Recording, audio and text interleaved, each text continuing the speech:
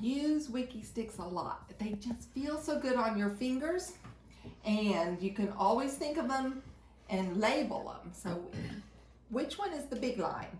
This one. And what's this one called? A little line. It is a little line. Now what if I do this on the table? And then I do this one on the table. Still big line, little line. But they're not straight anymore. What are they called? Big curve, little curve.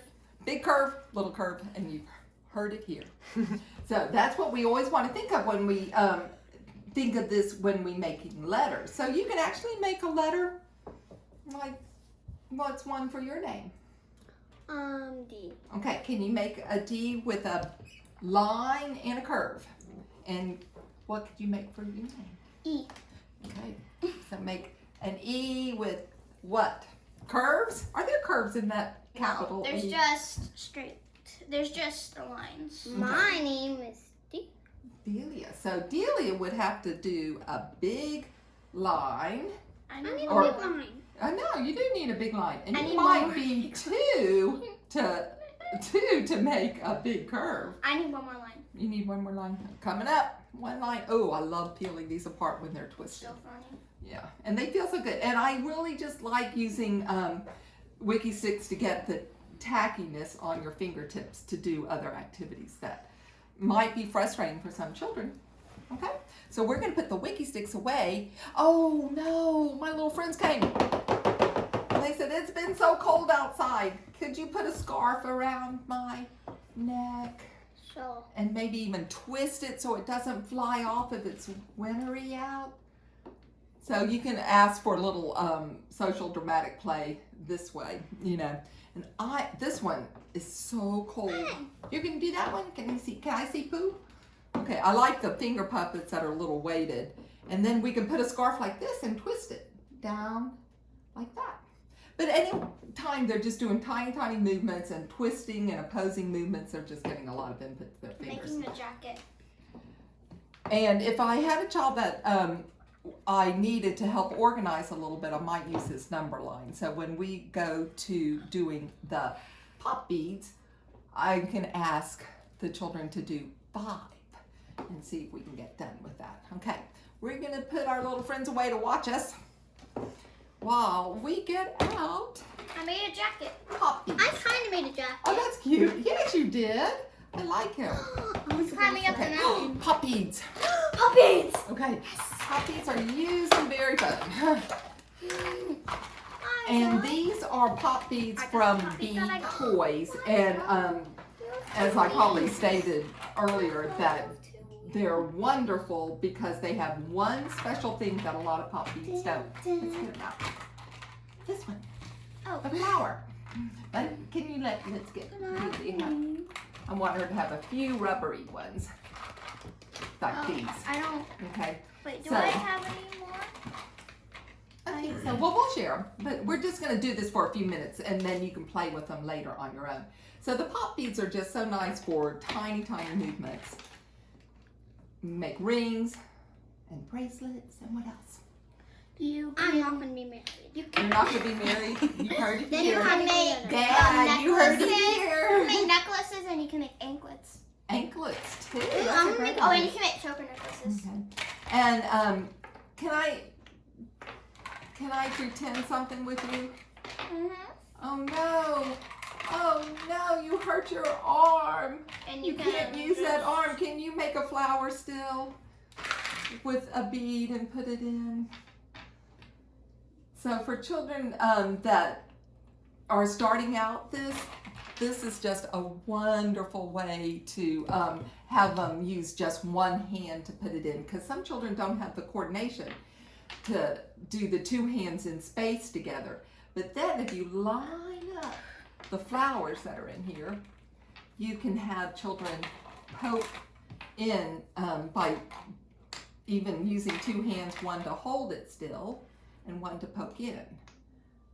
So this would, I kind of call it 2-dimensional aim, but in space, can you put this together again? These are so tiny. Can you put that on this one? And I had one child last week ask me if they were viruses. because some of them look strangely familiar at this time. Asked me if it was a virus. I said, no, this isn't a virus. What does that look like? It looks like a burger. Or I kind of think a green raspberry. Sometimes. Well, if you it looks like a bunch of boogers. Mm-hmm. A bunch of boogers. So let the children express. Okay, so we're going to go from this activity, which requires, it does require strength. Some of them are very hard to put together. One of the hardest is this one, and this one. And you can see a grip even changes. You're stabilizing it in your hand to get it together because it takes a lot of strength. So you might use a less mature appearing supinated older grip. You can also put But like we know these ones. you just need different these grips ones for different are- tasks. These ones are like stars. Can you put this on me? And you can put and then this is an easier way to like turn it more. But you can't really put it in. That took a lot of strength. Okay, we're gonna go to the tricky tree to show friends how we do tricky trees. Okay, so could you clean up? It is always important to kind of clean up your area when you're wanting to have a little more focus and you're helping to direct a child. If they're on their own, they're on their own, but I think it's important to clean up after if I was working with a child. What are these? So this is the tricky tree, and I would like you first to match all the green ones and match all the brown ones. So let's put the greens in a pile, and I'll put all the. you want to put all the, which ones here? I got browns. I got greens. Okay, so you can get some cooperation here, and that might be a simple way to structure a child is to have them separate the colors. But I have another bin so they can do it themselves. Okay, there you go. There is efficiency. So to make the tricky tree, the best thing is to find the, what would you call the first part of a tree, Eliza? The trunk. Yes, the trunk. So I think the brown one makes sense as a trunk. And then you can put on probably one of those next. Mhm. Okay, now I often tell children Oh yeah. to do this with a key grip. So turn it like a key now. Put it in and turn it till you hear a click. I'm just gonna let her figure it out. This is where we have lots of times now that we're at home. So, okay, now put it straight down and turn it like a key. Keep turning it. It clicked. Keep turning it again though. That's the perfect click. So this takes what's called graded movement, and on the sensory end, you have to, and you can do yours if you want. Recognize when you've got it exactly on the right spot. Ta-da! And this is also on YouTube channels that you can see preschoolers working together to build a tree together. So I like it just for the strength that's required, the problem solving to turn it like a key, and keep building it. Piece. Now see, the first branch came off because it wasn't pushed far enough in. This is really one of the, oh, she heard me, and turn it like a key.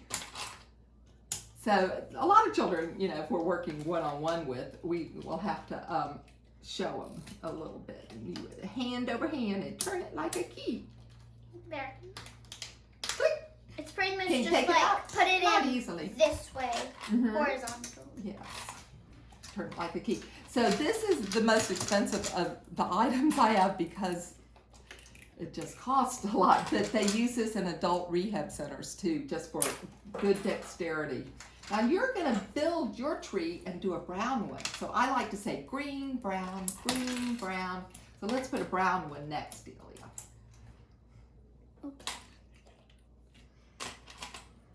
So you can make your tree grow taller and taller and turn it like a key. She's got it straight in there. Now turn it like a key.